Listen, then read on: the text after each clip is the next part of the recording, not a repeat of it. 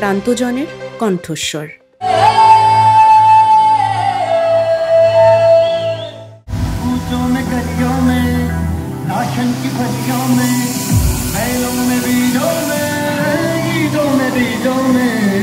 নমস্কার, আমদরিয়া নিউজে সকলকে জানাই স্বাগত।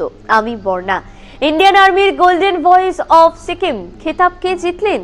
ইন্ডিয়ান আর্মির ত্রিশক্তি কর্পসের উদ্যোগে হওয়া গোল্ডেন ভয়েস অফ সিকিম প্রতিযোগিতায় সেরার শিরোপা জিতলেন ডাকিত লেপচা।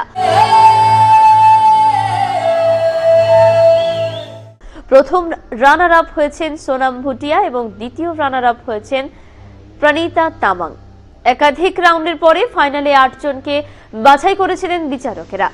সেই ফাইনালিস্টদের মধ্যে থেকে সেরা হয়েছেন ডাকিত। ফাইনাল রাউন্ডে অন্তত ৫,০০০ জন দর্শক ছিলেন। বিচারক, দর্শক, শ্রোতা মিলিয়ে ভোটাভুটি হয়েছে।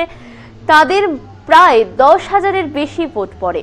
বিচারক মণ্ডলীতে ছিলেন বিশিষ্ট সঙ্গীতজ্ঞ রেমন্তী রায়, গীতা শর্মা এবং রেওয়াজ গুরুং।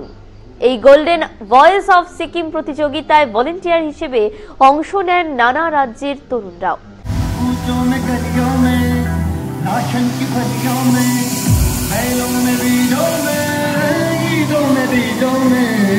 কর্ণাটক, ছত্তিশগড়, গুজরাট, পশ্চিমবঙ্গ এবং দিল্লি সহ অন্যান্য রাজ্যের তরুণরাও ওই অনুষ্ঠান আয়োজনে সহায়তা করেছেন।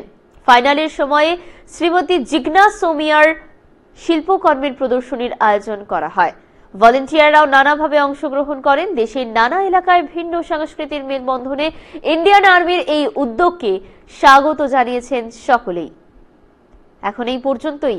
পরবর্তীতে আবারও ফিরে আসবো নতুন কোনো আপডেটের সাথে। ধন্যবাদ।